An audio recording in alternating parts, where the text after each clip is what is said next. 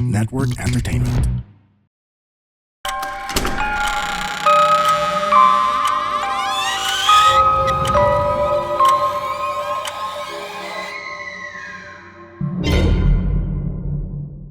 Welcome sa panibagong episode ng The Red Door Podcast. Sagwa na. Nakita mo yung tsura ko? Ano? Nag-bounce back pa ako pag kala mo biglang pumreno. Ayun, Wednesday na naman. So kapag Wednesday, tayo ay Magbabasa ng mga kwento. Pero hindi eh.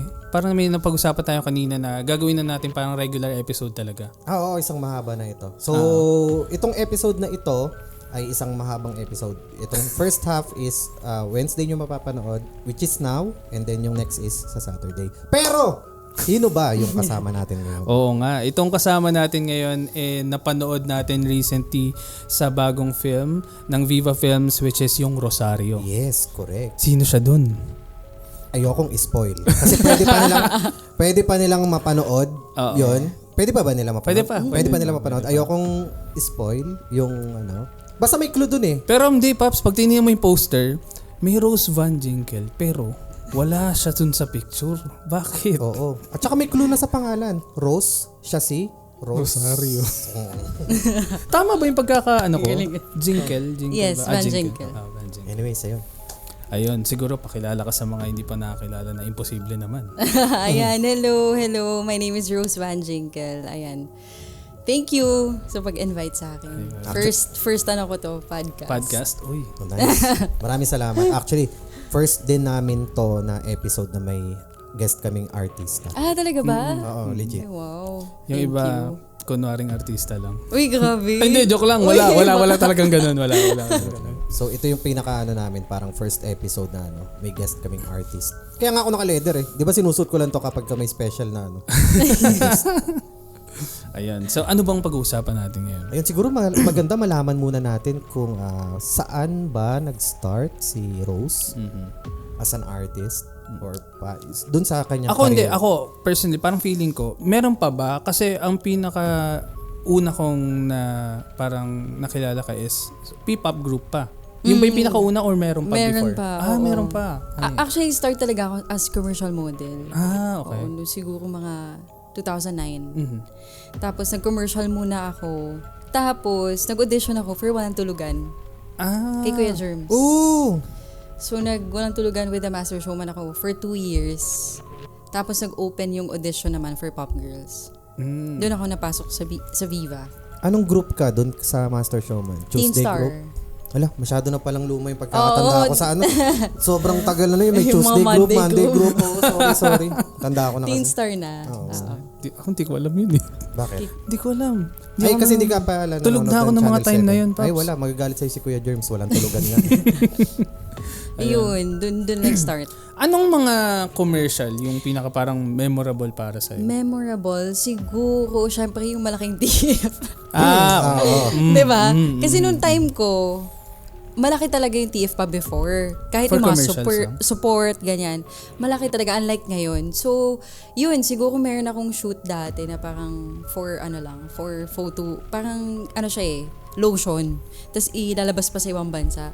Parang siguro 2 hours lang yung shoot namin. Tapos yung TF ko nung time na yun, 150. Oo, ang laki ng 150 noon, ha? Oo, nung time na yun. Kaya parang sabi ko, shucks. Anong saya. year? Ano yun? Siguro mga 2009, 2008. Ang laki nun. Ang laki ng Paps. Oo. 2009, Pero 150. international siya kasi. Yun. Oo. 150. Pero laki ng 150 Paps. Ano na yun eh? Price na yun sa mga TV, yung mga game show sa Dati, TV. Oo. 150. Di ba? Parang yun na yung mababago na yung buhay mo dun sa 150 na yun eh. Tapos after nun, dun ka na sa tawag dun, di ba, from Master Showman, P-pop ka na. Anong pangalan nung Pop Girls? Pops? Oo. May makakasama siya dun, Pops, ng mga tawag dun. Si Ashtin ba dun? Siya, P-pop siya. Ang kasama ko sa Pop Girls, si Nadine Lustre. Okay. Shai Carlos. Tapos may twins kami. Before, si Lai and Mar. Tapos parang umabot ata siya ng 3rd batch. Ang daming umalis. Si Nadine and Shai nag-TV5. So napalitan ng ibang members. Until yung last na namin is sina Carlina tsaka si Aubrey. Carlene. Ocampo. Nag-pop Si girls Aubrey din. pala, nag-pop girls. Nakasabay mo pa si Aubrey? Yes, oo. Ano ko First hanggang dulo. Hanggang dulo. Tapos, ngayon wala na, no? Wala na. Wala na. Oo. So, ano yun? Sumasayaw kayo, tapos kumakanta Yes, talaga? oo. Parang kami yung pinaka-first na P-pop group sa Philippines. Before there was Oo. Beanie. Tapos, sobrang bash kami before. Kasi nga, yun yung time na hindi pa talaga tanggap. Kasi nga parang gaya-gaya ng K-pop before. Yung mga 21. Pero normal naman na kasi yun eh. Kasi nga Naka-compare din. tsaka normal naman na hilahin kayo pababa. Kasi mentality na natin yan. Tsaka hype talaga yung K-pop kasi Oo. before eh. 2019, oo. Oo. Ano pa yan? 2010. 2010. Sina Sandara Park. Yung mga OG Mga nga. girls generation Oo, pa yan. Girls' Generation. Super Junior. Yes, so. Pero, saan ba natin mas nakilala si Rose? Siyempre, dun Sa sa, mga horror movies. horror movies. Pero, sa mga movies, ano yung pinakaunang movie mo? Pinakaunang movie ko, sa naalala ko parang Diary ng Pangit yata. Ito ba, Diary ng Pangit? Yung kay Nadine and James. Okay. Viva din, no? Oo. Nadine and James. Hindi. Bakit? Doon ako sa may diary ng pangit. So, yun. Yun yung naalala ko. First movie. First movie. Pero, ito nga, total this is a horror podcast. Pag-usapan natin yung mga movies na horror. Kasi dun din kita nakilala sa Rosario. Pero before nun, nakikita na kita sa mga media conference. Oo. Pero, ano yung mga movies? I-share lang natin sa kanila na mga hindi pa familiar dun sa movies aside from Rosario. Ano yung mga horror movies na naging part ka na? Naging part ako. Yung una-una ko yung Chainmail. Okay. Tas Dark Room. Sem Break. Yun yung isa nakalimutan ko. Pero alam ko talaga may isa pa. Aha. Yun yung mga nagawa ko na horror film sa Viva. Panoorin niyo yung Dark Room. Oo. Kasi yun ang kauna-unang found footage movie dito sa Pilipinas. Produced by Viva. Dark Room kasi yung yung sa may Picture? de-developan ng pictures. Yes. Oo. Yung Red Room or Dark Room Red kung Room. tawagin. Anong role mo dito sa Dark Room? Ano kami, story kasi nun, kwento ko lang konti. Para kaming magkakaibigan na may pinuntahan kami na parang old house ng isa naming friend. Tapos hindi namin alam na parang may story pala dun sa house na yun. So, yun, parang nagalaw namin yung Red Room nga. So, parang yung parang relative niya, ng friend namin, para siyang pare, na nagpapagaling ng mga nasasapian. So, dun sa camera niya, may nakunan siya na parang demon. So, na-click namin yun. May isa sa amin na nagpicture sa isa sa amin. Parang dun yung way niya para pumasok. Oh. Kasi may sumpa yung camera. Ang galing no? May wordplay din. Red Room, di ba? Kilala yung Red Room sa parang murder pag binaliktad. Pero yun maganda, talaga parang- kilala siya for mag-develop ng photo. Oo. Yung Red Room. Oo. Ang ganda pa ng style niyan, Paps, kasi pag makita mo yung pagka-found footage niya, medyo hawig siya dun sa pelikulang Rec. Rec? Oo, yung talagang yung ibang frames doon, yung may guhit pa. Tapos yung may blinking na yung parang red light. Basta ganun. Parang video cam na gamit talaga. Oo. Kami nagfi-film talaga. Kayo? Oo, kami talaga. Oo, so Parang may mga time lang na sila kumukuha kapag mga wide shot na. Pero lahat ng scene talaga, kami talaga. As in, hawak namin camera. Gaan ang buhay ng cameraman nun, no? Oo. pero yun parang ang habol kasi nun yung pagiging Raw? raw, para maging mas immersive yung experience na sila talaga yung Aside from that, Dark Room, ano pa yung ibang horror ulit? Yung Sem Break, tapos yung Chainmail. Chainmail, ano to? As in yung parang yung sa text dati? Oo, na parang gano'n. Yung parang pag natanggap mo to, yan. Ipasa mo sa ano. Yes. Pero Paps, grabe, nabiktima ako niyan. Parang dati nakaka-receive ako ng ganyan text. Talagang Kinakabahan pa ako kasi di ba may kwento muna na mahaba yan. Tapos yung dulo, pag hindi mo to pinasa sa 25 na friends mo, makikita mo siya sa baba ng kama mo. hindi mo yan alam kasi syempre mauhook ka sa story, sa kwento, tapos sa dulo na may twist pala na ganun. O sige, speaking of chain message or chain text, Rose, ano yung parang naaalala mo na na-receive mo dating ganyan tapos natakot ka? Actually, hindi ko pinapansin, pero ang dami ko na-receive nga before, na parang, yun nga, kapag hindi mo pinasa, parang may mamamatay, mga ganun-ganun. Pero ako naman, deadma ako sa ganyan kasi, hindi ko masyadong ini-entertain.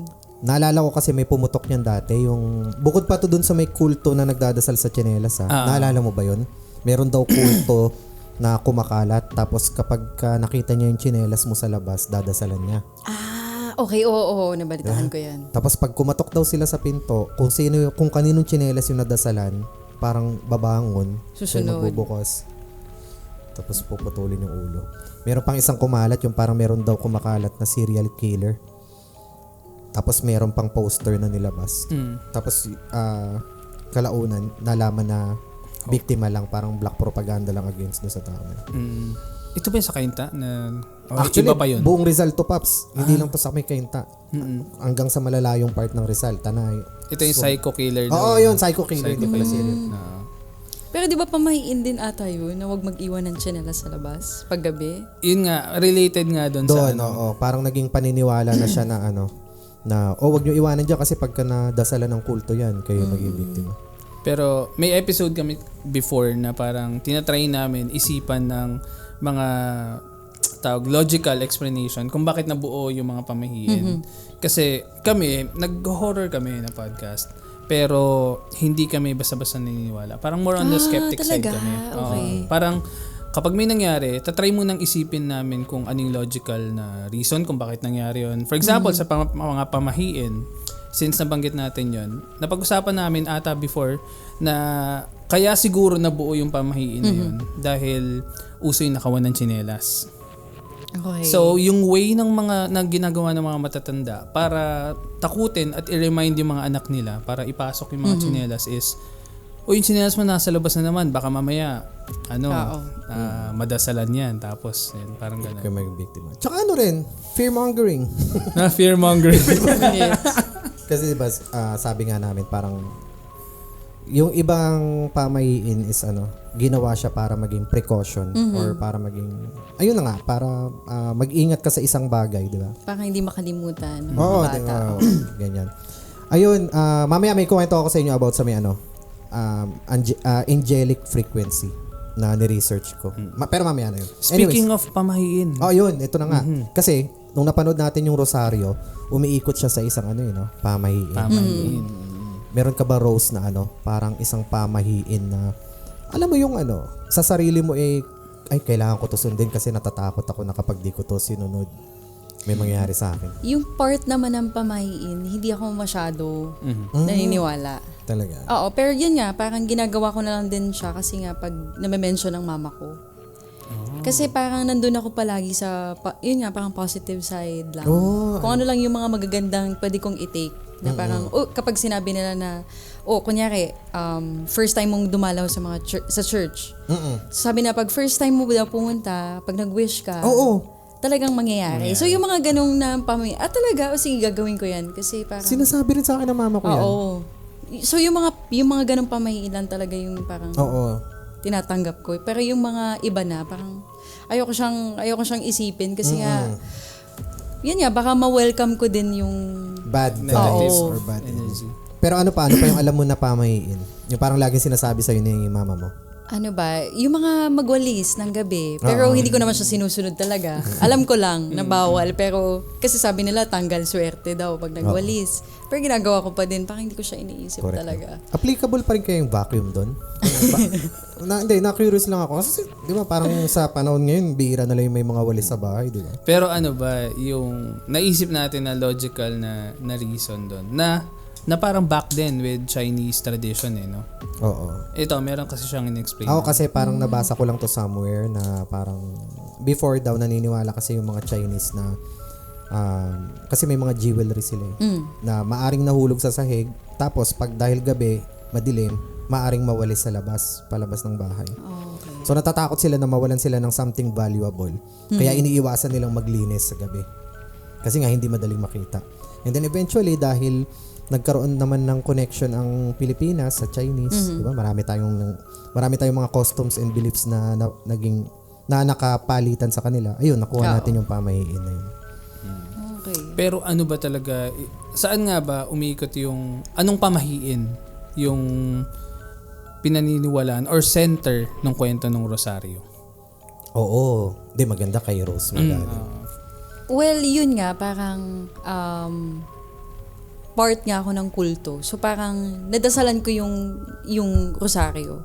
Which is yun nga yung parang nabasa ko din sa mga comment ng iba na parang dapat hindi nyo ginamit yung Rosario. Kasi nga, syempre, di ba, parang baka magalit yung mga priest or ganyan. Pero kasi yung story naman is parang, yun nga, nalagyan ng talaga ng cursed yung Rosario. Kaya kung mabibili nila yun, doon lang mangyayari yung curse talaga. Specific yung Rosario. Pero yung sa ano kasi, ang ganda nun kasi yung premise ng kwento is, nalaman ko lang to recently sa movie lang na to, na kapag merong daw namayapa, 'di ba, binuburol. Yung katawan daw nilalagyan nila ng rosaryo.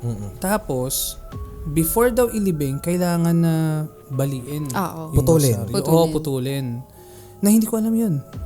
Ako rin, hindi ko rin alam. Kaya parang kailangan natin ma-check kay Direk kung sariling gawa niya lang ba yung lore na yun. Kasi first time hindi pa kilala yun. Alam talaga yun. Yung parang, binabali, yung rosary? Meron. Pero parang yung iba naman parang iniiwan lang nila. Hindi, para kasing nasita yun dati ng simbahan na yun. Hindi na kailangan. Hindi na kailangan ng putulin. Pero ayun nga, friend kasi din namin si Derek Ronnie. Okay. Yung tawag doon, yung friend namin, best friend si Derek Ronnie. So, nakakalaro namin minsan naman sa game night, mga board games si Derek Ronnie. So, pero alam ko lang, parang bawal nga maglagay ng anything. Alam ko, kapag dun sa kabaong. Kasi parang ang sabi nila, dagdag bigat.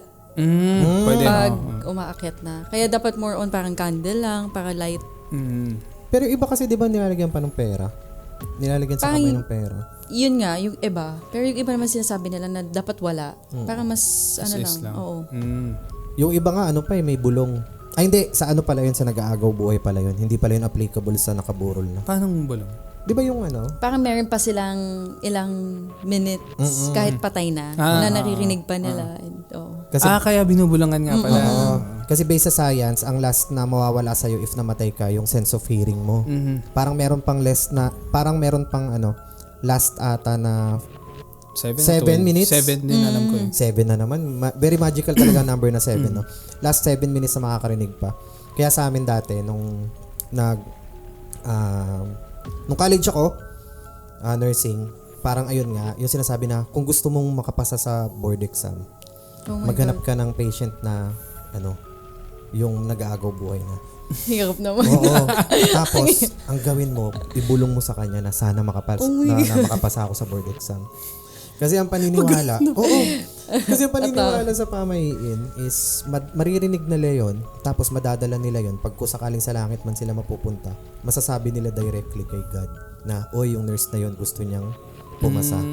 Nakakatakot. Nakakatakot. Sasabihin mo yung yung main na ng nurse. Pag merong may malapit mamamatay na, sabihan mo ako Oo. Okay, pag bulong mo dun sa isang patient, sana pumasa ako sa board exam, tapos bigla siyang sumagot. Masakit lang tiyan ko. Diba? Hindi pa ako critical. Yung parang nag-pray ka, sana may mamamatay na. Parang ganun na nga, Oo, nag-aantay ka. Yun pala yung doon, scary na part. Pero maganda yun. Pwedeng gawa ng movie yun. Meron yung na? idea. Meron na. Pero comedy, bulong. Ay, nakalimutan ko yung title. Pero bulong, Bong Navarro. Bulong nga. Baka bulong yun. Pero paano kaya kung gawan siya na parang ano ba yun? Kasi naisip ko ngayon, paano kapag halimbawa, yung binulungan mo napuntang langit? Paano pag yung binulungan mo is, anong mangyayari doon sa hiling mo? Parang okay na, magandang kwento yun. Magiging reverse, no? Oo. Magiging reverse, no? Yung parang, kunwari, sana humaba pa buhay ng lola ko. Tapos hindi siya napunta siya. Tapos hindi na namatay. No? Oo. Ginawang immortal, parang naging one wish willow obsession. Napapangat yung wish. Ay nga pala, since nabanggit mo yung obsession, mahilig ka ba sa horror? Nahilig ako. Ay, ano yun? Hindi, sorry, dagdag ko lang yung about nga dun sa may pagputol ng rosaryo. Sa may, di ba, may namatay, binurol, binigyan ng rosaryo, tapos pinutol.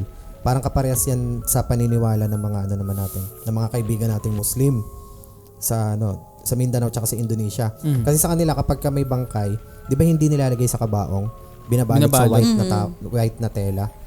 Kaso ang kailangan doon is kapag bago tabunan ng lupa, huwag kakalimutan na tanggalin yung tali. Kasi kapag hindi yun kasi ang paniniwala nila kapag tinanggal yung tali, mas madaling makaka-travel yung soul papunta sa destination niya. Kasi walang hindrance, di ba? Pero kapag hindi mo tinanggal yung tali nun, magiging pochong siya. Kaya yung tumatalon-talon. Alam mo yun, yung naka-white na okay, oo. Kaya siya balot na balot. May nuts Oo. sa ulo. Tapos tumatalon-talon siya. Ayun. Same siya dun sa may concept ng rosaryo na kailangan baliin.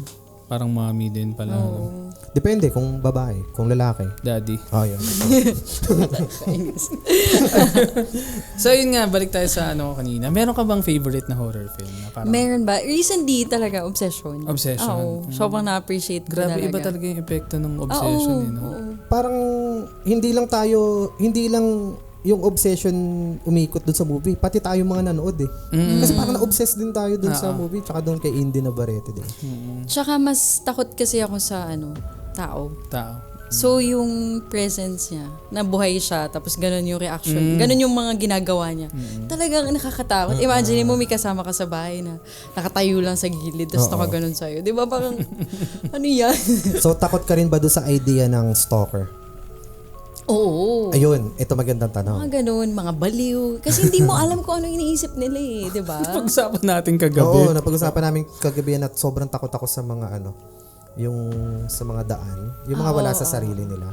Kasi pag nanakit yun, di ba? Hindi mo naman yung out of nowhere na Puy-pitik. bigla kang saktan or bigla kang batuhin.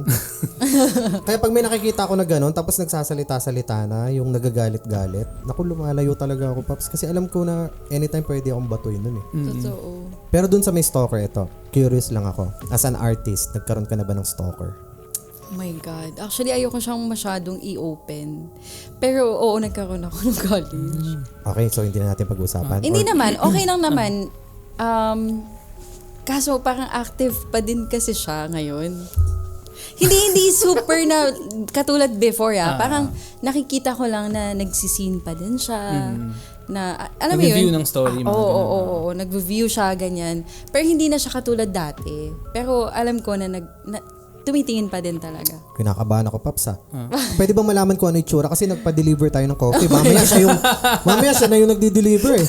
Mamaya dala-dala niya eh. Ito po ba yung kape ni Rose? Tsaka feeling ko mas okay na siya ngayon. Okay. Nalungkot lang ako dun sa part na yun. Pero yun nga, parang wala nangyari talaga. Pero hindi naman umabot sa physical, wala. Paano ba? Sige, hindi ko naman sabihin yung name, no? Parang yung story kasi, parang naging, ewan ko nga, bakit kasi nangyari yun? Parang nagkabanggaan kami sa school kasi tumatakbo from ako. school pa? College. Okay. First year college ako. Nabangga ko siya, tapos siya, parang HRM, culinary siya, ganyan. Tapos naging friend kami, sobra. Parang sumasama siya sa amin pag break time, ganyan. Until na parang, pag may kausap na ako, nag-check na siya. Sino yan? May mga ganun na siya na bakit? Parang ganun. Hanggang sa parang palala ng palala. Sabi ko, parang wag na, wag ka na sumama sa amin, ganyan. Parang doon na nag-start yung niya na parang nagwawala na siya sa school. Tapos sinisigaw niya na yung pangalan ko. Parang buong mga teacher, parang sino ba yun? Sino ba si Rose? Ganyan. Yung sinisigaw niya. Tapos parang pati yung school natakot na din para sa akin. Ano siya? Nagkaroon siya ng may mental health? Naging ganun. Parang graduating siya noong time na yun. So parang hindi... Ahead siya sa'yo? Oo. Parang hindi natuloy. Ouch. Kasi parang after, kailangan niya na i-rehab. Pero may mga madami pa nangyari. Like parang kunyari, noong time na yun, bigla niya ako ikikisag dito. Mga ganon. Oo. Medyo malala na. Pupunta siya sa mga shows ko, tapos nagtatago so siya. hanggang dun sa nung college ka ba, nasa entertainment industry ka? Oo. Okay. Kasi nag-start ako, 12 years old. Nga pala, sa ano pala. That's entertainment nga ni. Walang tulugan. Charot. Sorry na medyo nagulo kasi di ba pinag-uusapan natin, sabi ko baka mamaya yung stalker mo, yun na pala yung mag-deliver ng coffee. Tapos, di ba? Habang nag-uusap kayo, nagre-ring na to. Nakakatakot. Kaya sinagot ko, no, wala dito. Wala siya dito. Oo, wala dito si Rose. Sabi, hindi, kunin nyo na yung kape. Sorry. Anyways, ayun na nga. Tumatawag ulit siya. Ayun. Ayan, so, pero wala naman. Kasi, iniisip ko, kasi di ba yung mga nasa, lalo na yung mga VMX. Parang kapag pumupunta ako sa mga ganong events, parang ang daming nakaabang sa labas. Actually, kaya nga ako parang may ganun ako. Parang may trauma. Mhm. Ewan ko kung napapansin mo, every time na nagpe-press con, parang kung kaya ko umuwi, mga ganun. Nag-exit talaga. May mga ganun ako eh. Parang siguro nagkaroon lang ako ng mall masyado. Unlike siguro pag sobrang close ko na, mag-stay ako. Pero pag may mga bagong tao, So hanggang ngayon, meron pa rin mga ganong incidents? meron pa din. Oo, parang ewan ko, parang hindi na siya nawala kasi sa akin. Kasi yung time na yun, na-trauma talaga Or baka, ako. hindi, baka hanggang ngayon dala mo yung trauma. Siguro. Grabe. Hindi ko Kaya na takot malalaman yung ganyang klaseng trauma kasi never ko may experience. Oo. feeling. Kaya nga every time may nag-open up about sa mga stories, parang gusto sabihin, parang hindi siya joke. Na parang sabihin mo lang na meron ka. Oo. Kasi parang every time nalalabas ka, iniisip mo, tumatambay siya sa bahay namin dati, sa labas. Tapos As in, inuutuin kahit niya yung nakikita mo caretaker ng bahay na nabuibe siyang pagkain. Tapos uutuin niya, pabigay naman nito. Tapos syempre si mama, alam ni mama, parang hindi natin kakainin kasi baka mamaya May something. Oo. Tapos inuuto niya yung caretaker, nandyan ba siya, ganun. Tapos kinausap na rin namin na sabi mo, wala siya dito, ganyan, kahit nandyan ako. Ang tagal niya doon, parang buong araw siya, nasa labas lang, nakaupo. Na-blatter na siya. Hindi ko ginanon eh, parang inantay ko na lang na mawala. Wala. Kasi nakakaawa din naman. Baka na ano ka, parang hindi naman exact na ganun. Alam mo yung parang Yung na Stockholm ka. Stockholm syndrome ka, hindi naman kaya. Yung parang ayaw mo na may stalker ka, pero parang gusto mo yung Hindi. fact na- Maawain lang ako. Kasi Hindi, yun nga eh. naalala ko yung Kasi syempre, kasama niya sa school. Oo, may Naging pinagsamahan kaibigan niya naman. din. Oo. Oo nga. Tapos yun nga, na-rehab. Parang, kumbaga hindi siya nag-graduate. Dahil doon. Ayun na. So medyo may guilt sa'yo. Oo, na parang sana hindi na lang. Pero hindi, nagkakilala. feeling ko choice din naman yan. Kaya pala sobra yung impact sa ng obsession ng movie, no. Kasi nagkaroon ka ng takot na Oo nga no, baka Hindi. nga dahil doon no. Di syempre parang naisip niya na parang paano kung totoo yung One Wish Willow tapos yung stalker niya yung bumanoy ng ganun. Tapos alam mo yun, yung helpless ka na ikaw na yung sa kanya, obsessed, di ba? Oo nga, hirap ng ganun. Nakakatakot yun. Pero feeling ko naman lahat naman tayo may ganun, di ba? Parang, kumbaga, kung paano lang natin i-control. Parang nasa part na ng human nature yung in a way, may level of obsession tayo. Pwedeng sa ibang bagay, pwedeng sa ano. Ako obsessed. Bakit ganun yung ginawa? Bakit ha? Saka obsessed ha? Wala. Inaalala Parang ko. may naalala siya bigla. Ko na kayo, umabot na ba ako sa ganung point? Na bigla na lang ako ng kikis. Hindi pa naman. Saan obsession ko? Pabango ngayon eh. Hindi, pati sa K-pop, di ba? Yun. Magandang sample yun na mababaw na form ng obsession yung pagka may ina-idolize ka na Pero hindi, yung sa akin, kapag maganda effect sa akin eh. Kasi parang kapag pagod ako, pag nagsulat ako sa IG, puro kasi pinasok na ng algorithm ko yung mga Korean wala lang. Parang alam mo yun, pag yung nakita mo, ang cute, kilig-kilig, tapos share. Tapos, Okay na, ganda. tapos parang, tsaka nasa Korea sila eh. Sa bagay. Hindi ko kaya mo puntahan yung masusundan. bahay. Hindi, joke. Kakaibang level na ng obsession yan kung gumastos ka ka, pa papunta doon. Or doon ka na tumira, no? Oo, correct. Nagpakano ka doon. Habi na. Ay, shit. Nanonood kasi kami last time ng Korean na horror film na Hope. Maganda siya, maganda. okay. Maganda. Maganda siya. Kaso natatawa lang kami, di ba? Kasi common na sa mga Korean yung parang laging merong isang character na Korean na hot-headed.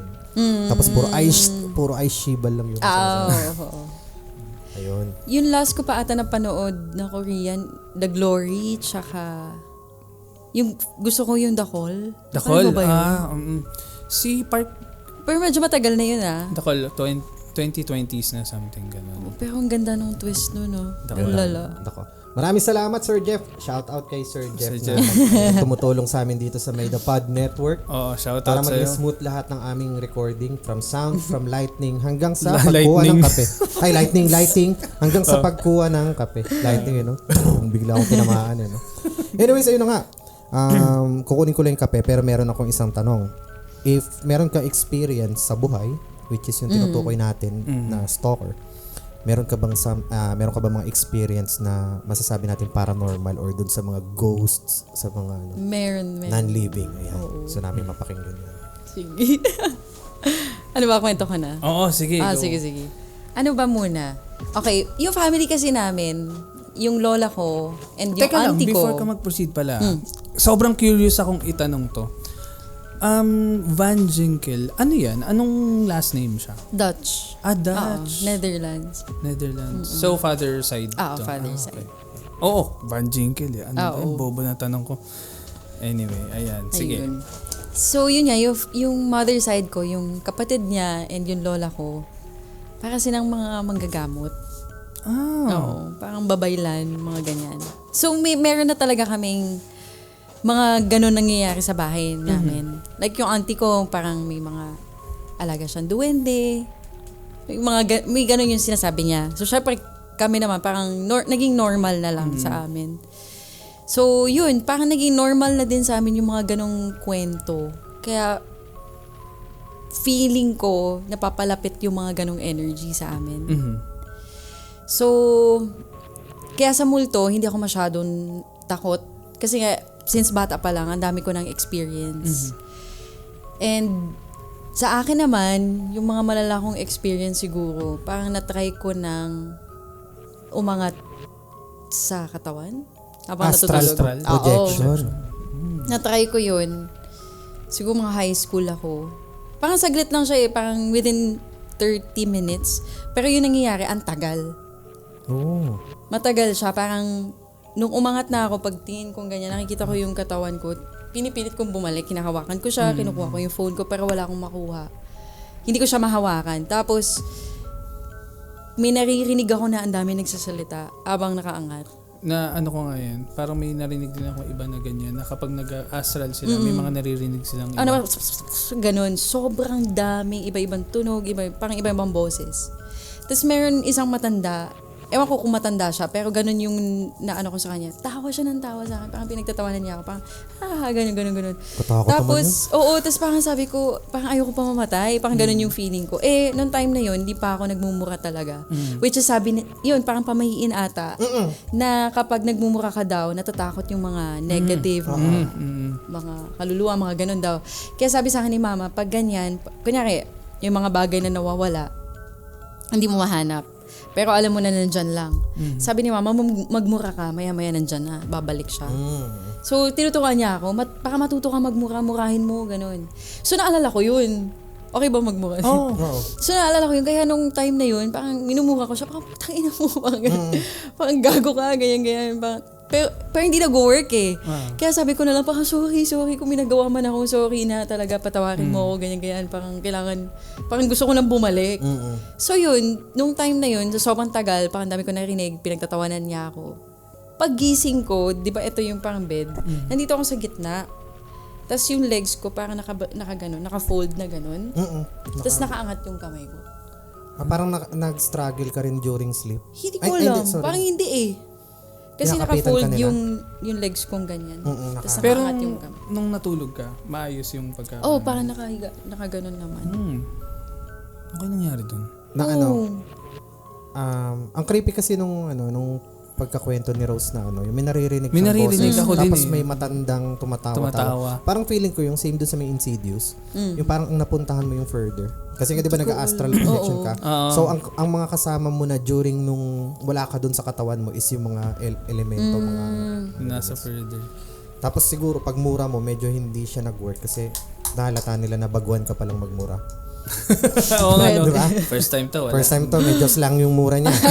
Narinig ko kanina parang medyo malambot pa yung mura Hindi pa ganun kalutong Kailangan galit na galit. Galit. Pero nga, tama nga, pamayin nga yan. Sabi naman, ang kwento naman sa akin ni mama, as a Catholic, pag may nawawalang gamit, magdasal daw kay Saint Anthony. Para bumalik. Hindi naman, para madali mo lang mahanap.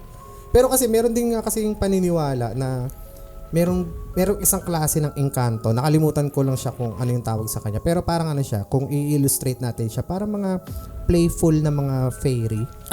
Mga Tinkerbell type sila.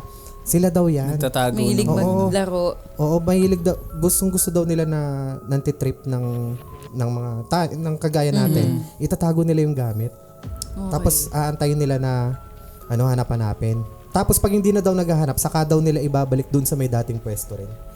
Kaya minsan nangyari sa atin na 'di ba na, andito lang pala, kanina pa ako hanap. Oo, ganun. Pero Paps, parang nag-resonate. Nag-resonate sa akin yung shoutout sa Frey. Na yung sinabi niya, kasi di mo ako, pag nawawalan ako ng gamit minsan, alam ko na dito ko lang nilagay. Oo. Tapos, syempre ako maghahanap ako, nababad trip ako kasi alam mo yung mawawala siya pag paalis ka na. So, ako mapapamura ako.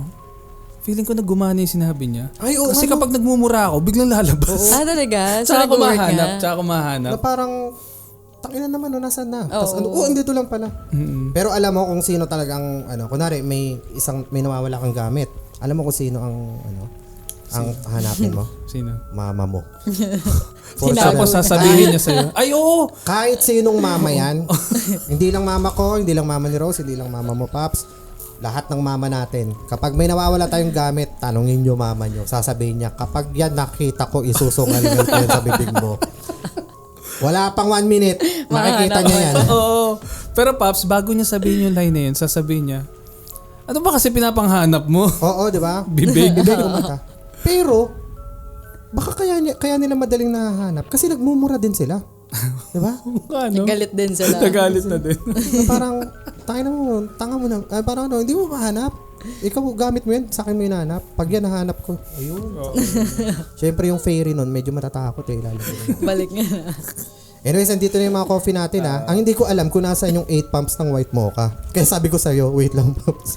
Paano pa malalaman? Ito, 8 WMD. Yan, kasi pare-pares tayo ng coffee. Ayun nga eh. Kaso, Galing nga eh, no? Hindi tayo magkaka-same level ng white mocha. Ako kasi yung okay. pagputol na ng paa yung akin. Tinan mo yan, Kikita mo yung Para pinakailalim. mas hindi ganun mas hindi malasa yung coffee. Hindi Tama naman, ba? gusto ko, mahilig talaga ako sa matamis. Okay. Tinan mo, may mga pa ako dito.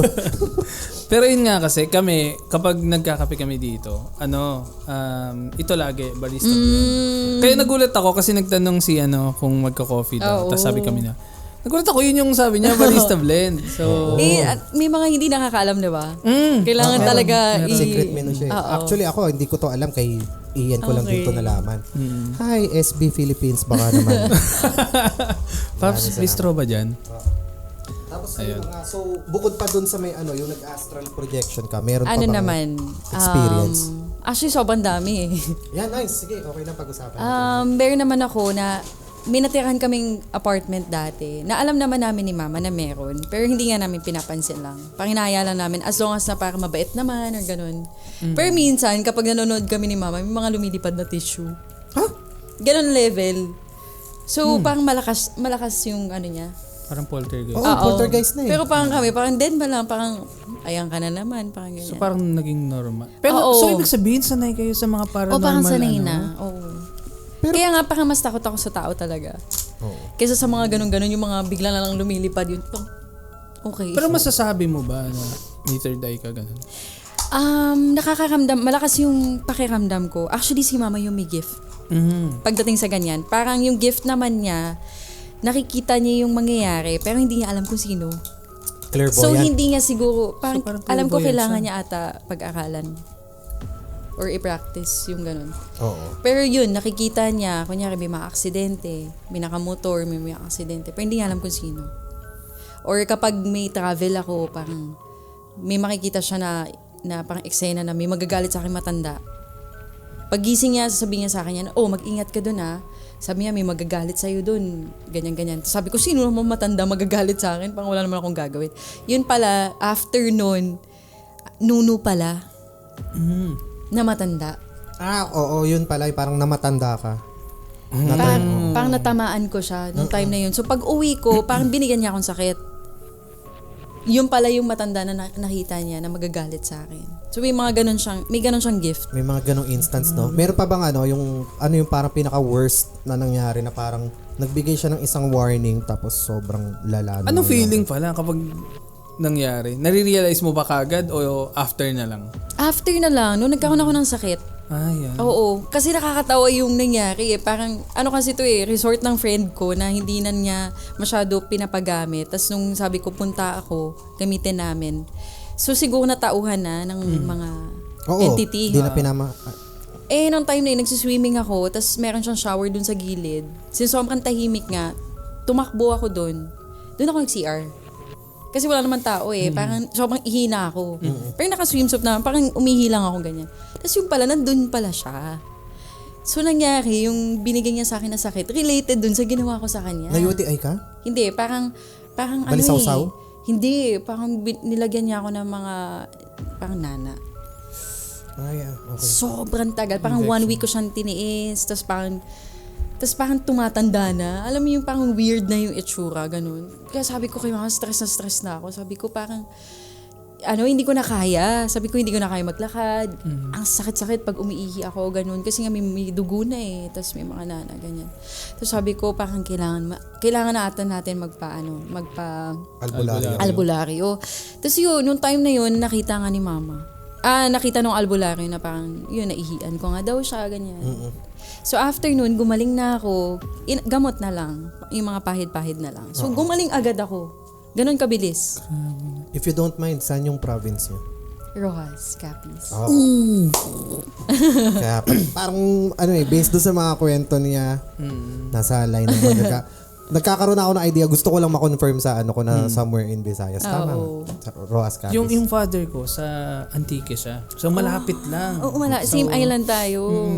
So narinig mo yung mga Iloilo, Dueñas. Oo, yung Dueñas, mga aswang. Dueñas. Sina Oh my God. Maria Labo. Maria Labo. Sino yung pinakasikat, Paps? Si Teniente Gimo. Gimo. Teniente Gimo, si Maria Labo. Yan. Sige. Usap muna tayo. Sige, kape ka na. Parang kanina pa. Oo, hindi. Yun nga. Kasi nga, ano ba yung sasabihin ko? Ito, isa, napansin ko to sa mga kwentong albularyo. Ito talaga, Paps, yung sign na masasabi mong magaling yung albularyo. Ano? Kapag alam niya, kahit wala ka pang kinukwento. Di ba lagi may gano'n? Oo, may gano'n. Papasok ka pa lang daw, alam niya na. Di ba? Yung parang, kunwari, hindi mo pa sinasabi yung nangyari, pero alam niya na, may naano ka sa puno na to. Tapos ikaw naman, tama. Napunta ako sa puno. Saka paano? Paano niya malalaman out of nowhere? Hindi ko alam. Hindi kaya nang stock muna? Hindi, joke yun. Nang stock muna. May nakaabang na sa kanto. May pakating. Or dito na sila. Or yung stalker tsaka yung albularyo yung isa. What a twist. Diba? Alam niya, pumunta siya sa isa. Kanina nabanggit ko yung angelic frequency songs. Kasi meron kasi akong, ito sa episode 2 ni Papa Dudut, parang may nag-request sa comment section na parang sir, baka pwede nyo naman i-discuss yung angelic frequency. Tapos pinanood ko siya, lang naman yung story niya, case lang siya ng isang possession, may nilipatan silang isang bahay, tapos eventually yung family doon ay naka-experience ng possession. Nakalimutan ko na yung pinaka-anak. Ang itsura ng mga nagpo-possess sa kanya is mga elementals na ang itsura niya is Grim Reaper. So parang mga kamatayan, parang naka-hood na black. Tapos ang tumulong sa kanila, Paps, is isang lalaki na nag-aaral ng demonology sa ibang bansa. Na-discuss niya na meron palang mga kanta na merong angelic frequency. Okay, ganito. Rose, ikaw, kung sinabi ko na sinabi kong ganito, may isang kanta na maraming kanta na merong angelic frequency. Meron ka bang idea kung ano mga kanta yon? Bigay ka lang ng isang kanta na sa tingin mo may angelic frequency. Wala akong maisip. Pero naniniwala ako na ang laki ng effect ng mga music. Oo. Sa araw-araw natin. Pero hindi ko alam kung ano yun. Meron ba? Kung ano yung mga kanta. Actually. Pero, di ba, una mong may isip, is mga Christian songs. Mga Christian songs, di ba? Nakikinig ako ng mga ganyan. Ikaw, Paps, isang kanta na sa tingin mo merong angelic frequency. Angel ni Shaggy. Angel ni Shaggy, pwede. Kasi may angel na talaga doon. Pero ito nga yung parang pinaka-twist. Actually, nabanggit nung lalaki na nag-aaral ng demonology is hindi pala lahat ng Christian songs is merong angelic frequency. Teka, ano ba muna ang angelic frequency? Yun nga. Nandun siya sa may kanta na kaya niya magpataboy ng demonyo. Okay. Kapag ang isang katawan na napoposes tapos tinugtog mo yung kanta na yun, magwawala daw talaga. Tapos talagang lalayas. Oo. Ganun yung premise eh. Ngayon, ito example, yung Warrior is a Child, Pops, ni Gary Valenciano. wala siyang angelic frequency. Pero hindi naman sinasabing demonic yung kanta. Wala lang siya angelic frequency. Alam mo kung ano yung mga kanta na merong angelic frequency? One of Us, Joan Osborne. Hindi ko alam. Theme song ng Joan of Arc. Okay. What if God was one of us? I Need You. Leon Rimes? Oo. Talaga? Biruin mo Tapos To Love You More, Celine Dion. Tapos, di ba parang Lights, Ellie Goulding, tsaka Dancing Queen ng ABBA. Wow. Biruin mo, parang kung iisipin mo, hindi mo iisipin na may something dun sa kanta na meron siyang angelic frequency kasi normal lang naman siya na parang pop. Diba? Paano ba nagkakaroon? Yun nga, hindi... Ano yung requirements hindi. para masabing angelic frequency? May angelic frequency to. Unaware din, Paps, yung mga artist. Na yung Na kanta anong nila ay ginawa may nila angelic yun? frequency. Oo. Pero paano nila nalaman? Paano nalalaman Ay, hindi. na... Itong demonologist is pinag-aaralan nila. Isa-isa nilang tinetesting yung mga kanta para malaman nila kung ano yung mga kanta na kaya magpataboy ng demonyo. Na-imagine ko sa utak ko, Paps, meron silang hawak na na test demon. Oo. Nakakulong. Tapos, Nakatali. ito play mo nga to. Oo. Pag nagwala yan, meron. Tapos susuotan lang ng headset sa ulo. Oo. Ito i-play mo yung kay Shanty Dope. Ano pa kaya? Ano pa ba yung mamakanta? Ito yung Yung buong Spotify playlist andun no? yung mga gusto ko sana magbanggit pa na artist pero wag na. Ito Cup of Joe Multo. Try mo pa iparinig ko sa kanya. Tingnan natin. Hindi, okay na ako na-hook kasi ako dun sa topic Pero nagkaroon lang siya ng parang loophole na naisip ko siya na hindi siya totoo. Kasi nagbigay ng sample ng demonic naman na kanta. Which is Aserehe. Ay, oo, narinig ko yan dati. Oo, yung Aserehe. Kaso kasi ang problema dyan, before nung topic na to, alam ko na kung ano yung backstory ng Aserehe. Hindi ko lang pa din na-i-discuss. Na-i-discuss mo na ngayon. Na-i-discuss ko na ngayon. Sa pagbabalik ng... Hindi, kasi dati, hindi ko lang alam kung naabutan mo ito, Rosa, na before, nagkaroon ng issue yung kantang Aserehe. Oo. Tingnan mo, pati ako. Narinig ko yan. Naabutan mo ba yan? Oo. Ano na? Pero elementary ata ako niyan Ako, hindi ko nasasabihin kung ano ko niyan. Pero di ba binan yun sa mga... No. Pero, ako, Paps, nabalitaan ko yun. Dumating sa point na ayaw ko naririnig yun. Na tipong, pag bumababa ako, di ba, pag gabi na, di ba, halos tumutugtog yun lagi. Oo. Pero medyo creepy talaga yun to. Yung na. Oh, yun. Di ba? Tapos Aserehe. Di ba, may ganun pa. Way back before kasi, nung wala pa tayong internet, kapag merong isang kanta na hindi natin fully naiintindihan at saka hindi natin alam kung ano yung meaning, madaling gawa ng story, di ba? Na parang, kasi sa totoo pala, Paps, yung lyrics ng Aserehe is gibberish. So walang meaning? Wala siyang direct translation. Pero, yung word na Aserehe, kapag tin-translate mo siya sa Spanish, yung Aserherehe is ang ibig sabihin nun, to be a heretic. So, ibig sabihin, may something na... To be a heretic. Yun. May something na parang kontra siya dun sa paniniwala mo kay God. Parang, ano ba yung exact term, Pops, ng heretic? Exact meaning? Heretic? Parang someone na ang tagal, Pops. Ang tagal nung Ayan. A heretic is a person who holds beliefs or opinions that go against the accepted rules, laws, or central dogmas of a particular religion or organization. Parang against siya dun. Oo, yun. Tapos kasi, di ba sabi ko nga, gibberish yung kanta ng Aserehe. Kasi wala talaga siyang meaning. Kasi ang kwento pala ng kantang Aserehe is,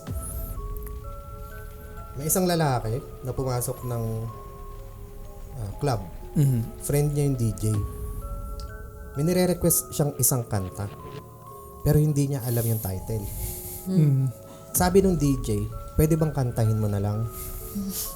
Dahil lasing siya, tsaka Espanyol siya, nakabuo siya ng mga lyrics na kanta. At doon nabuo yung Aserehe, heaven to the heaven, heaven.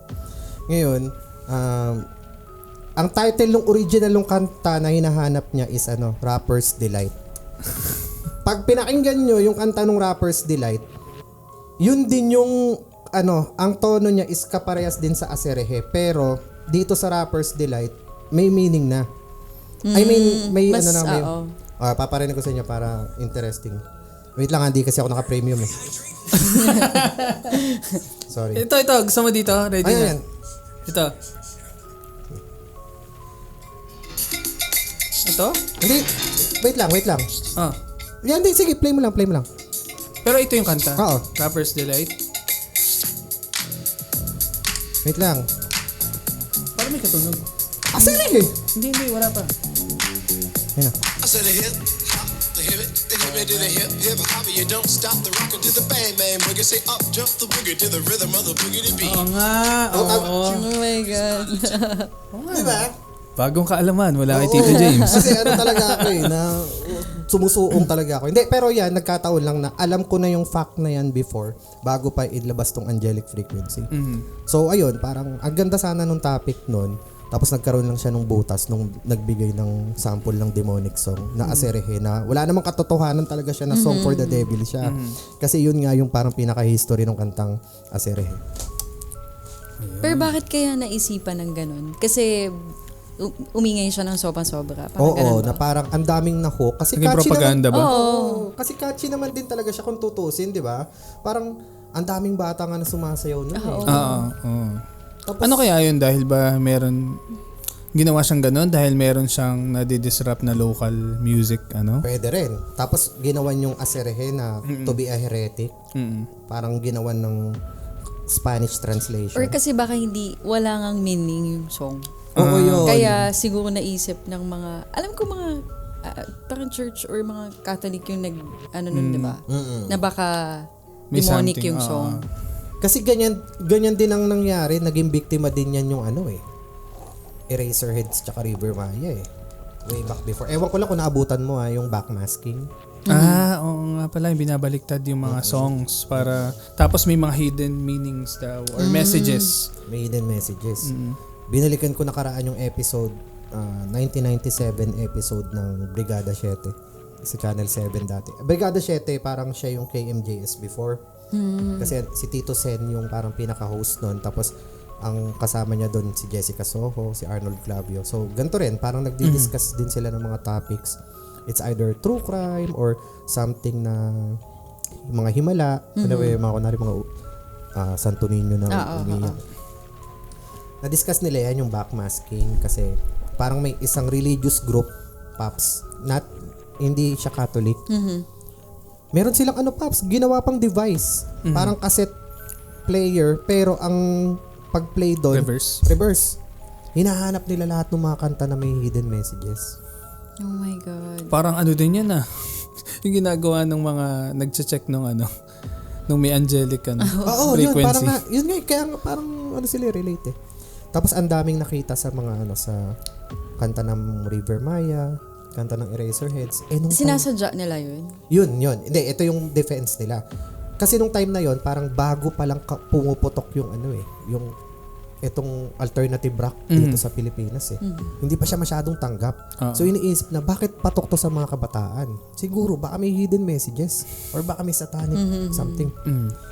Natawa nga ako dun sa defense ng isang manager ata ito or composer ata ng River Maya. Sabi niya, yung pagbuo nga lang ng lyrics na may sense ang hirap na Tapos kami mag-e-effort pa kami na bubuo kami ng isang kanta na kapag play nyo siya pabaliktad may isa pang message na nakatago. Oh my God. So hindi sila aware? Na Hindi, na wala. ganun? Parang gumagawa na lang yung mga nagre-research ng way. Kasi pag pinakinggan mo naman, Hindi naman siya ganun kalinaw. Na parang yun lang yung parang pwede mong i-interpret as. Parang ganun.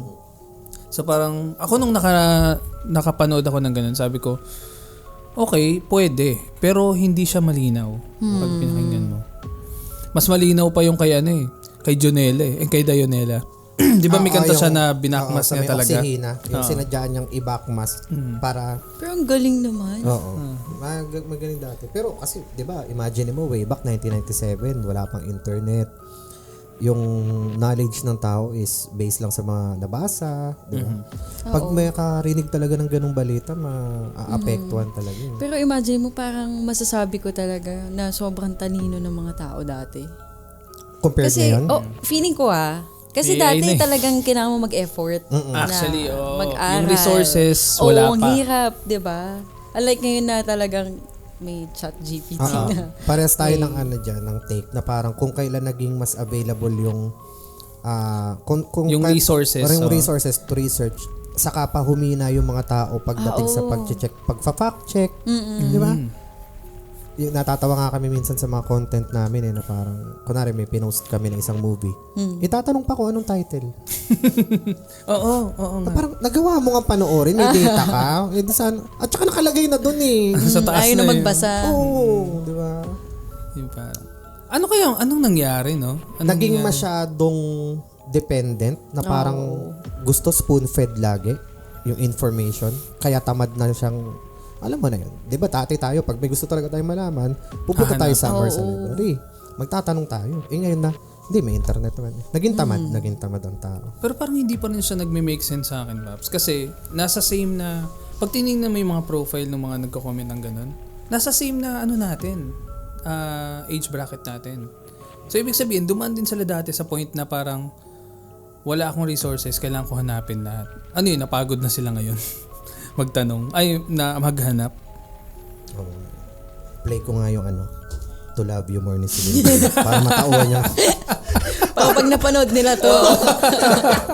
Para matauhan Paalisin mo niya. nga, Paparinigan ko ng mga angelic frequency. Yun na nga yung music ko everyday. Oo. To Love You More. Tsaka I Need You. Dancing Queen. Dancing Queen din. Dancing Queen. Ini-imagine ko, kunwari may napoposes tapos Dancing Queen. Tapos, paano kaya yung demonyo nung time na yun? God. Parang Isasuggest ko. nakiki-jive din. Pero nabanggit mo kanina, nasa family niyo talaga, no? Ano yun, kilala sila doon sa lugar na yun? Yung auntie ko. Kasi yung auntie ko kasi nagsistay siya sa bundok pa. Hanggang ngayon? Oo. Parang sa Pian, sa Rojas. So doon siya nagsistay. Parang manggagamot talaga. Active pa rin hanggang ngayon.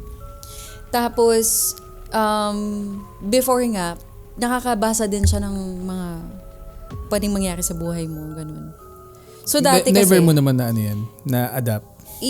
Never naman. Pero yun nga, parang mabilis lang ako maka-feel. Ramdam. Oo, yun yung pinaka sa akin.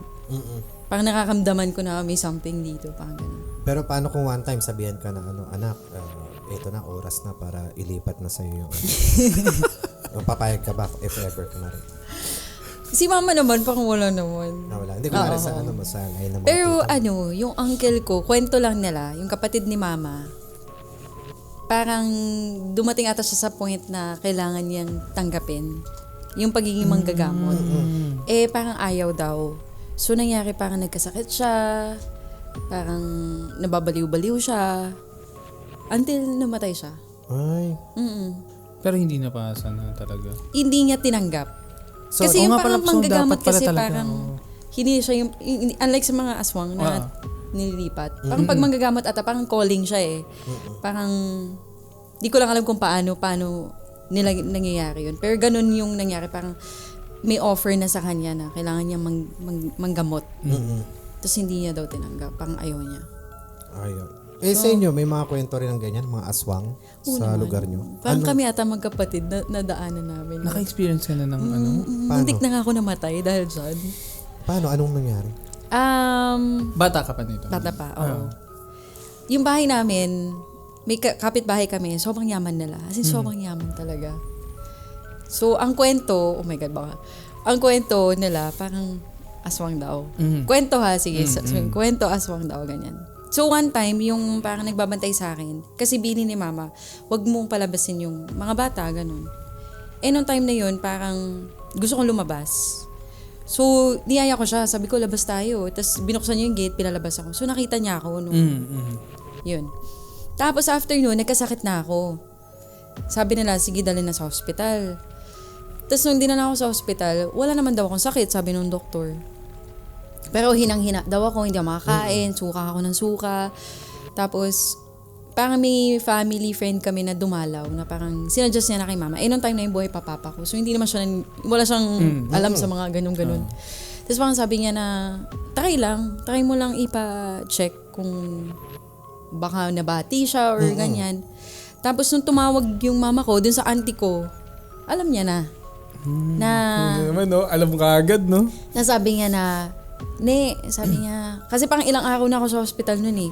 Sabi niya, parang last day na ata, kukunin na siya. Sabi ganun. Kasi parang may ganun sila eh, parang kukunin daw eh. May countdown. So sabi niya parang, matinding laban to. Kasi na siya eh, parang kumbaga natikman na siya. Parang ganun, sabi nila. Tapos sabi niya, anong gagawin natin, ganyan. Sabi niya, punta ako dyan, pero kailangan natin itago kasi bawal yan sa hospital yung maglalagay ng mga, ano ba tawag nila? Parang badyaw ba yun? Or basta mga bawang or ganyan, na pangontra, paikot dun sa kama ko. So tinatago nila. Tapos yun, parang sabi niya na hindi tayo pwede matulog kasi parang kailangan natin ito labanan. So parang 6 p.m. pa lang daw, sabi ni Mama, may tumutunog na. Parang nandyan na. Maingay na daw, parang gumagano'n doon sa labas. Tapos magalit na galit siya, parang sige, subukan mo, parang gano'n, parang pag kinain mo siya, kainin kita, parang gano'n, galit na si Mama. Tapos, parang may bigla daw pumasok na nurse, na Ma'am, meron po kayong kailangan bilhin na gamot, ganyan-ganyan. Yung bilihan pa daw ng gamot, kailangan lumabas. So lalabas pa siya. Oo. Tapos ginising daw ni Mama yung auntie ko na parang pabantay naman kay Rose kasi kailangan ko na lumabas niya. Paglabas daw niya, nandun may pusa. Dun sa loob ng hospital. Tapos asing galit na galit daw, daw yung mata sa kanya, parang gumagano'n. Tapos sabi ni Mama, putang ina mo, nandito ka pa talaga, ganyan. Tapos kinuha daw niya yung sinelas, binato niya, lumalaban daw talaga, gumagano'n pa daw. Tapos kinuha niya ulit yung sinelas, binato niya. May dalawang nurse daw na nagkukwentuhan lang doon. So nag-hysterical daw si Mama, paano ba, bakit hinahayaan niyo yung pusa dito, di ba bawal yan, ganyan. Tapos sabi daw nung mga nurse, Ma'am, wala pong pusa. Oo. So, yung mama mo lang nakakita. Oo. So, baka sa kanya lang nagpakita. Tapos yun, tapos lumabas siya, tapos salita daw siya ng salita habang naglalakad. Tapos, after nung day na yun, umaga na, wala na, okay na. Okay na. As in yung Parang tumayo daw ako, tapos sabi ko, gutom ako. Back to normal. Parang 2 days or 3 days na ako na hindi kumakain, suka lang ng suka. Tapos yun na, parang ang lakas ko na daw kumain, tapos parang normal na, naglalaro na ulit ako. Tapos sabi na nung doktor na, Ma'am, na po siya, pwede na po siyang umuwi. Pero nag-success yung tita mo doon na nailagay niya Hindi yung... mo Oo. Pero kailangan lang itago kasi bawal daw sa Tsaka hospital. nakabantay sa kanya. Oo, kailangan. Huwag daw tutulugan talaga. Oo. Yun. Alam mo yung yung kinuwento mo kanina na yung doon sa may astral tsaka yung ngayon, yung encuentro, parang movie worthy. Alam mo yung parang talaga. Ngayon Paps, sa panoorin ko ulit to, pasa ko kay Direk. kanino? Kay Direk Binayad? Oo. Ang daming story. Ano pa nga yung kapatid niya parang, kasi sabi daw nila pag aswang daw, hindi sila kumakatok. Pagbukas yung pintuan, papasok lang sila. Hindi sila yung katulad ng mga vampires na kailangan nagpapahalam. Oo. So yung kapatid naman daw nun, ang target niya naman yung kapatid ko. Kasi parang hindi pa ata ako buhay nun. Baby din. Parang pumunta daw sa bahay namin, pagbukas daw ng gate nung kasambahay namin. Dire-diretso daw. As in walang kahit ano. Pumunta na daw ng sala, umupo na daw doon, ganyan-ganyan. Tapos parang nagtataka daw si Mama na, ba't ka nandito? Siyempre kapitbahay, parang in-entertain niya na din. Tapos yung kapatid ko daw, parang nagwawala na daw, parang iyak nang iyak. So no time na yun, parang nagtataka, bakit? Ano nangyayari dito? Ganyan. Tapos yung lola ko, biglang lumabas.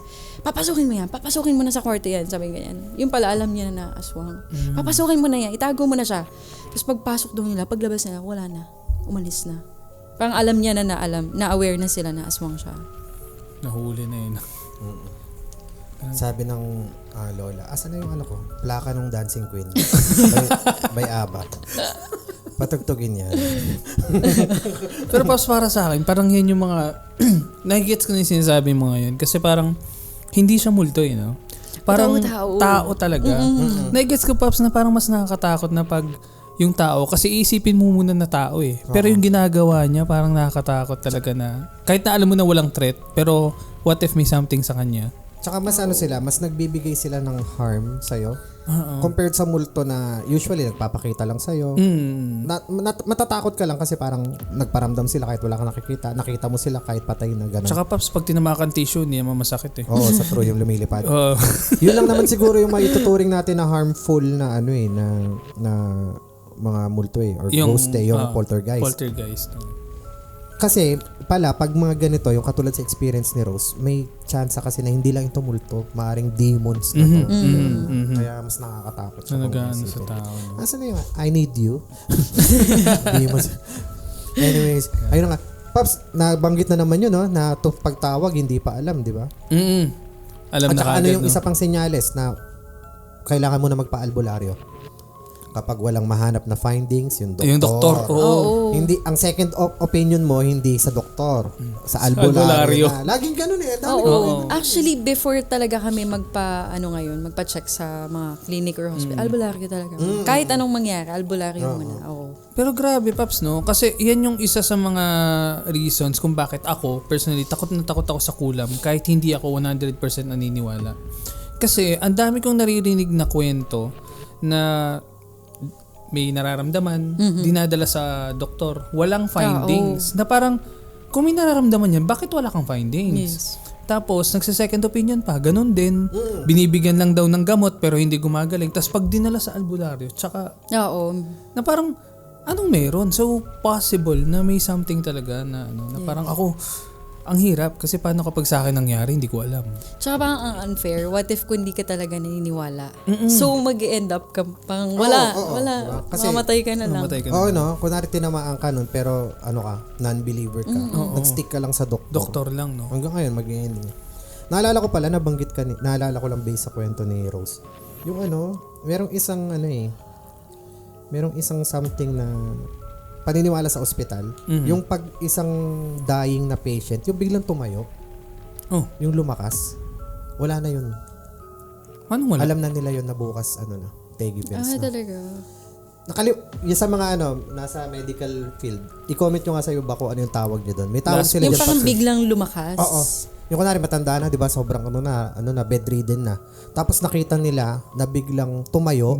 Parang nag-back to normal nag-back to temporarily. normal. Tapos yung ang lakas-lakas, may na ulit, nakakatawa, nakakalakad.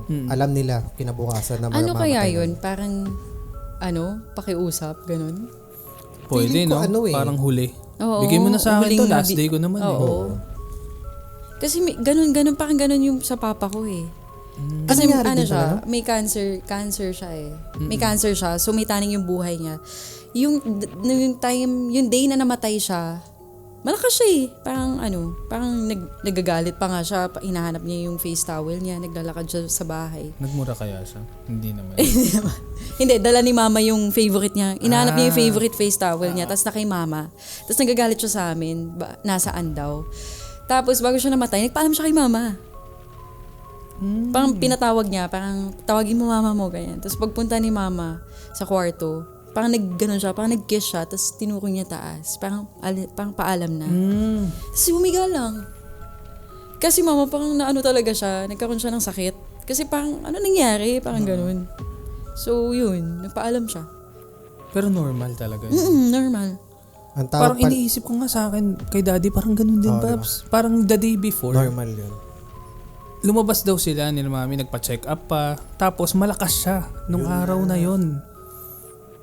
Sorry, hindi ko na naantay sa mga medical students. Huwag nyo na i-comment, nahanap ko na eh. Ganito kasi kami pagka may gusto kaming hanapin.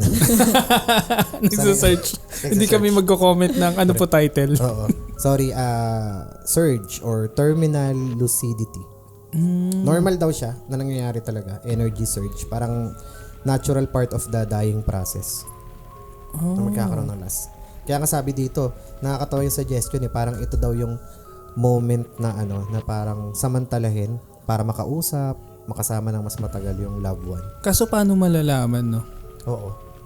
Kasi ganun din ang sign ng recovery, di ba? Oo. Lalakas din naman eh. Ay hindi, feeling ko pag recovery slow. Slow process. Pero yung parang ang weird na sobrang ang layo doon sa current state na parang sobrang bedridden, tapos bigla nakatayo. Pero parang weird naman, Pops, no? May GC kayong pamilya, no? Oo. Paps, malakas na si punta na kayo dito. Oo. Nag-ano na siya, terminal lucidity. Alam na bukas, ihanda na. Pakibili na yung kabaong. Ang weird dark to no? Tapos bigla sabihin, ano bang ano nyo? Di ba pwedeng gumaling lang? Kaka-internet nyo yan eh. Actually, no. Pero, ang weird nun. Madaming mga, may time before na sobrang, hindi tamang term siguro na fascinated, na parang gusto kong matutunan yung about death. Di ba na parang, ano mangyayari after? Ano yung process niya? Na parang, hindi ko alam kung anong tawag doon pero iniisip ko, nag-wonder ako minsan kung ano yung nangyayari sa consciousness. Kasi parang tayo, iniisip lang natin na mapupunta sa langit, ganyan. Pero anong nangyayari dun sa consciousness? Parang putol ba talaga na parang nawala na yung existence mo? Or aware ka na pupunta ka sa somewhere? Kasi parang wala makakapagpatunay eh. Oo, Bakit yun tayo nga. maniniwala sa mga buhay na nagsasabing, ano lang daw yan? Kasi sa mga nabasa ko, para ka lang daw natulog. Alam mo, bigla ka nakatulog. Oo. Naalala mo yung moment na gising ka nagse-cellphone tapos bigla ka nakatulog. Nakatulog. Ganun, di ba? Hindi mo maalala yung kailan yung last na nagse-cellphone ka pa. Basta bigla kang naputol. Ganun daw. Pero ang kinatakutan ko, may nagsasabi na yung consciousness daw, alam pa rin. So para kang maiipit sa void na parang never ending. Na, alam mo yun? Di ba parang ang empty? Yung parang wala nga. Wala. Yun nga yung iniisip ko Oo. kung... Pero kasi- aware ka. Apatay na ako. Tapos wala na. Parang pure darkness, ganun. Nakakatakot yun. Nakakatakot nga. Kasi dati, yung kay daddy naman, nung nangyari yun, may part sa akin na iniisip kong, ano kayang meron after? Totoo kaya na diretso na, alam mo yun, kasi meron tayong parang belief na kapag namatay na isang tao, diretso na siya sa na parang meron tayong visual na sa utak natin na kasama niya yung mga dating family members niya na wala na rin. Pero ano kaya yung process, no? Na parang, ang weird, hindi ko masabi kasi madami ako nababasa din na parang nagka-near death experience sila. Sandali na parang may nakita daw silang something pero parang bumalik sila na hindi naman, may ano ba doon? May solid proof ba yung mga ganun? Parang feeling ko hindi naman din no? Di ko alam. Pero si Rose, di ba, parang meron siyang... na-curious lang kami. Nung time na yun na nandun ka sa may hospital, during kasi dun siya sa nag-aagawan yung may pusa, tapos andun yung tito mo. Ano yung, sa consciousness mo? Wala Naalala naman, ko. wala. Kasi naman ako, parang normal naman ako. Na may sakit. Gising Pero ako, masakit ganun. lang. Oo. Hindi lang ako makakain talaga.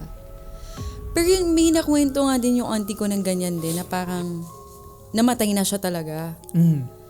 Tapos parang yung lola ko daw, nilalaban pa. Tapos bumalik nga siya.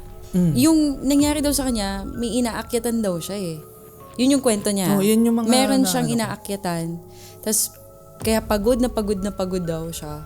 Tapos pagdating niya daw doon, sabi, hindi mo pa oras. Tapos ganun daw yun nangyari. Tapos ang tagal niya na daw, patay na talaga. So, patay na. Pagbalik niya, parang, alam mo yung parang nawalan siya ng hininga. Tapos pagod na yung ganun. Tapos, yun, nabuhay siya. Tapos parang tinanong siya, ano nangyari? Parang yun daw, parang may inakyatan daw siya, ganun. Tapos sabi daw sa kanya, hindi mo pa oras. Ay, parang yung kwento ko rin, Paps. Yun dun sa may namin. May kapitbahay naman kami. Dati. May asawa siya. Tapos buntis yung asawa niya. Tapos during labor, nag 50-50. Tapos ngayon, ang kwento, Paps, nung babae, siya, parang na-astral projection siya doon sa may katawan niya. Okay. Pero wala sa isip niya, Paps, na during that time, nagle-labor siya or nanganganak siya. Cesarean ata eh. Cesarean. Pumunta siya doon, Paps, sa bahay nila. Nakalimutan niya. Hindi. Pumunta siya doon sa bahay na parang nawala sa isip niya na siya, na cesarean. Nasa ospital siya na Pumunta siya sa bahay nila.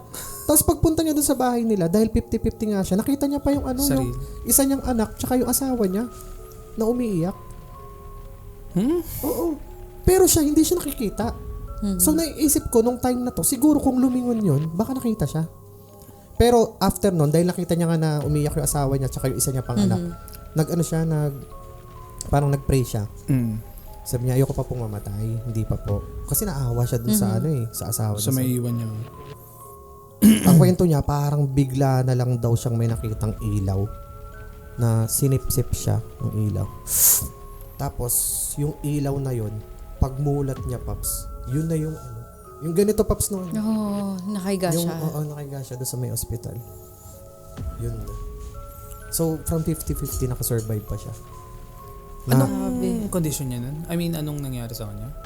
Alam ko alam mo yung during yung pag manganganak, yung kailangan mamili. Kung yung anak o Oo, yun. Parang inabot niya yung state na ganun. Tapos ayun. Sabi ko, ano kaya yun? Ang weird naman nun. Hindi kaya, hindi, awa ko, baka ako lang to na nag-iisip ng logical na Di ba kasi kapag nasa mga ganong state ka, nagde-deliryo ka? Pwede. Na parang may nagpe-play sa consciousness sa consciousness niya na something na ganun. Feeling ko, Possible Paps, hindi eh. Kasi may bumulong daw sa kanya eh. Part na. Hindi, sabi sana makapasa ako sa board exam. Kainis. Hindi, wala yun. Wala yung Inabangan na siya. Kami 50-50 na dito.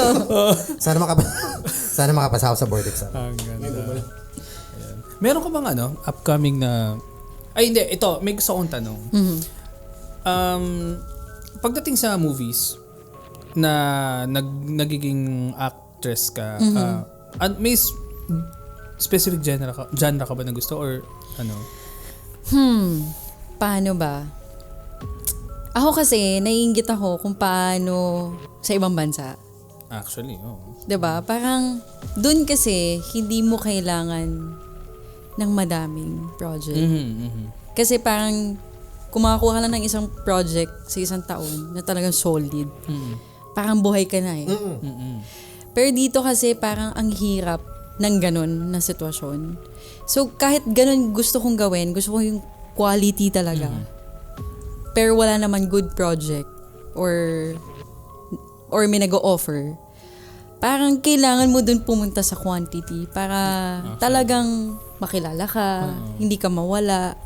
Kahit, so wala kang choice na mamili. So yun yung nafe-feel ko ngayon, na parang kailangan ko kumuha ng project para hindi ako mawala. Actually. And before kasi, nung gumawa ko ng project, na dun ko din na-realize na parang shocks, kailangan ko talagang mamili na. Kasi parang na-appreciate ako ng tao nung ginawa ko to, yung Kitty K7. Actually, since nabanggit mo na, halos lahat ng mga nakausap ko na movie reviewers, kasi hindi parang recently na ako na-invite sa mga VMX na events. Okay. Hindi kasi ako nanonood ng VMX. Charot. Ako din naman. Nairespeto ko yung mga tao doon. Hindi. Nanonood ako, pero sila kasi matagal na sila nakapanood eh. So ako, yung mga titles na naabutan ko, yung mga mga bago na So tinanong ko sila, kasi sa totoo lang, may mga movies talaga na pure lang eh. Parang lang talaga eh. Ano bang tamang Matapos term? lang. Panglibugan lang. Hindi. Pero, meron ako napanood na ang ganda ng kwento, Paps. Na nilabas nila sa Viva One. Okay. Sitio Diablo ata to. Parang medyo okay yung kwento niya. Nung nilabas siya sa Viva One, Paps, tanggal lahat ng lahat ng scenes. Kung meron man, yung mga first part ng scenes. Pero okay yung kwento. Meron pa, marami pang Pero tinanong ko yung mga friends ko na matagal na sa sila. Alam mo sino si Maganda Ba Movie? Si CJ din ata eh. Pero tinanong ko sila, ano yung marerecommend mo sa akin na VMX film na maganda yung kwento, maganda yung pagkakagawa? Kitty K7 sinabi nila. Oo. Yun yung Paps, yung nung nagsa-search ka, yun yung lumabas, Kitty K7. Actually, Yung sa parang Viva One nag-shoot siya sila. ngayon din. Oo. Kitty K7. Oo. So yun. Papanoorin natin. Oo. Sa Viva One, meron. Meron. Oo, man. Ano yung sinabi mo kanina? Anong title nung nakita mo? Sitio ano? Sitio Diablo. Sana yung ko. Ay, Dancing Queen. Dancing Tanggalan na naman ng mga demons Pero hindi, ito nga, kung may choice ka, anong role yung mga gusto mo? Ako, dream ko talaga action. Action. Oo. So active ka na, halimbawa, parang mga fight scenes, ganun? Oo. Gusto mo? Hobby ko ngayon boxing eh. Nice. Wait lang. Adjust lang ako. Baka masuntok ako eh. Anong gusto mo para mga Lara Croft type? Ganyan ba? Or... Sino ba ngayon yung sikat? Yung gumanap dun sa sa Shucks, ano ba to? Anong movie? English or Oo. recent lang? Forwards? Shucks, ano ba to? Anong movie? Recent lang. Sa sinehan siya recently. Oo. Ano ba yung mga movies? Yung Girl sa Grey Man. Si Ballerina. Oo, Ballerina. yan. Oo, siya. Ano ba yung pangalan? Anong title? Si Ana de De Armas. De Armas. Ayun, oo. Pwede. Oo nga, no? Pwede sa'yo, no? Ana de Armas. Parang naano din ako sa kanya. Parang, uy, okay to Masyado luma yung reference ko. Nandun pa ako kay Angelina Jolie. Uy, pwede Nag-exist na pala din. sina Pwede. Ana de Tsaka Armas. si Charlize. Charlize Theron. Charlize Yes, Theron. Oo, pwede. Pero Yun talaga. Grabe yun. Yung last niya, ang ganda. Apex ba yun? Oo. Yung kasama niya yung Psycho. Ang ganda nun. Hindi ko pa yan napanood. Kala ko yung dun sa may Odysseus eh. Yung nakapang collection Yung suot niya parang nakapang Victoria's Secret na Parang ang lumang-luma ng setting pero yung suot niya pang very fashionable. Yun, sila yung mga... Pero kasi madaming mga actors or actresses na parang lumilipat sila sa paggawa ng sarili nilang project. Naisip mo ba? Actually, yes, oo. Kasi parang meron ako nakausap na director. Actually, very close din ako kay Direk Joy Aquino, yung DOP ng GTK7. Sobrang deep niya din talaga eh. So, parang lagi lang namin pinag-uusapan yung mga bagay na, and meron din akong isang director na sinabi niya sa akin na parang nagsisimula talaga lahat sa'yo eh. Alam mo yun, para paniwalaan ka at makita ka ng tao, kailangan ikaw muna. So kung kaya mo naman mag-start sa'yo, like mag-produce ka, bakit hindi mo gawin? Kaya nga parang sabi ko, oo nga no, parang bakit kailangan ko pa mag-antay if kung kaya ko naman. So parang kinoconsider ko siya. Kasi sa ibang bansa naging uso na yun eh. Sina Sandra, di ba? Nagpo-produce sila ng sariling film nila. Dito rin. Kasi di ba si Bella, nag-aano na yes, rin. oo. Though, syempre mahirap siya. Pero at least yung gusto mong story talaga yung magagawa. Parang kuha ka na lang ng tamang tao for certain departments. Kasi kami, sobrang hopeful pa rin kami na magkaroon ng maganda talaga na diba? na Filipino film. Nainip na nga lang kami. Kung may pera lang kami ngayon, kami na magpo-produce eh. Diba? Pero di ba, pag nagka-pera kami na malaki, pag nag-produce kami ng movie na action, kukunin ka namin. Pero mahal ng action yun. Ang title, anong gusto mong title? Dancing Queen. O kaya, Charlie's Angelic Frequency. Para mapag-usapan na yung Angelic Hanap na lang kami ng dalawa. Saan ka ba nila pwedeng i-follow? Ayun, sa IG at Baby Jinkel. Sa Facebook naman, Rose Van Jinkel. Ayun. Don't worry kasi ilalagay namin lahat ng mga links dito sa description. Max below. Meron ka bang gustong i-promote? Actually, yung upcoming project ko, parang hindi pa siya pwede ilabas. Pero meron. Pero soon, meron. yes. Oo, vertical siya. So sa ano yan? Hindi sabihin. Sa iba. Kasi hindi ko sa kanya eh.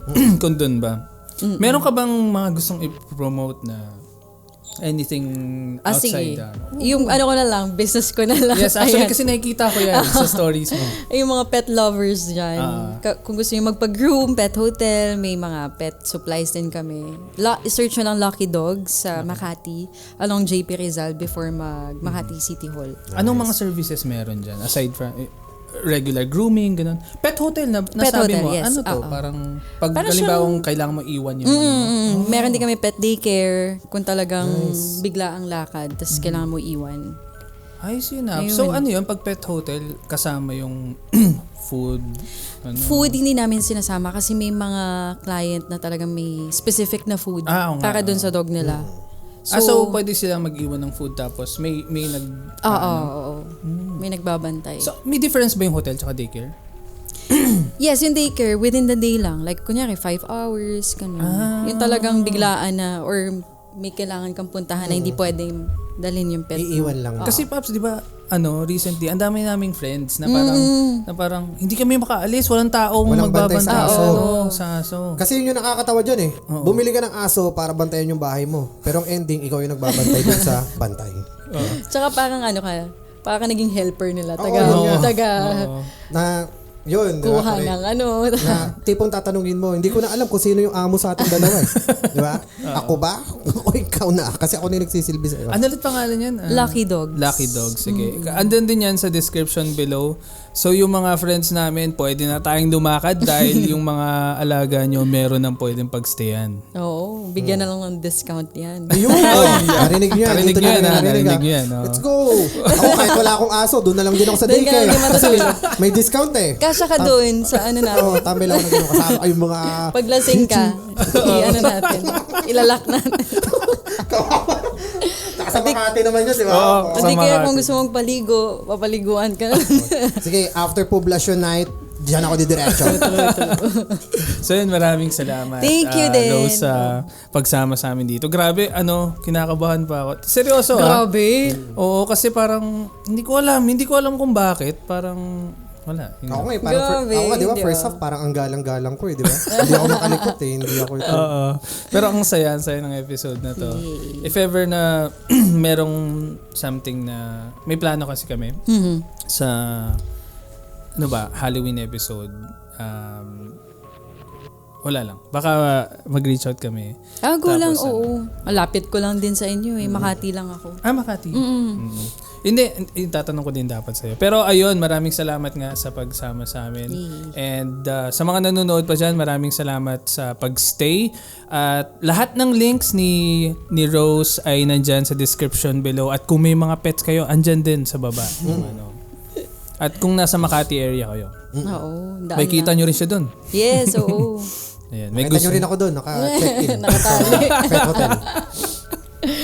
Ayan, meron ko ba may dadagdag? Wala na actually. Ako, gusto ko lang idagdag. Gusto ko lang mag-shoutout kay, pangalan nito, kay Miss Grace de la Cruz. Kasi nagpadala siya ng pangkape. Ayan. Nice. Thank you so Maraming much. salamat tsaka sa husband niya. Sana ma-meet ka namin soon. Thank you so much. Ayun. Maraming salamat. Tsaka doon sa mga sa mga nagsasabi ng get well soon, Tito. Thank you so much. Andito na siya. Kasi Andito na last ulit ako ngayon. episode may sakit siya. Okay. Mabilis yung Naku, antibiotic. Hindi ka naman Charot. nag-50. Hindi naman. Hindi ko naman narinig yung I need you Pupunta ni Lian kami. Vance.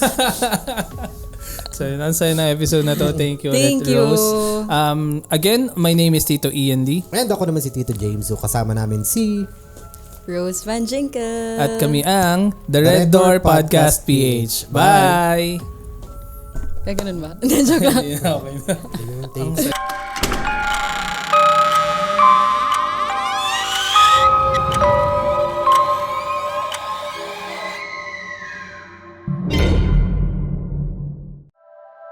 The opinions of podcast creators, hosts, and guests are not necessarily reflective of the official stance of the Pod Network Entertainment, its hosts, or other network programs. The content created by the people behind the podcast is personal and not meant to harm any religion, ethnicity, group, organization, company, or individual.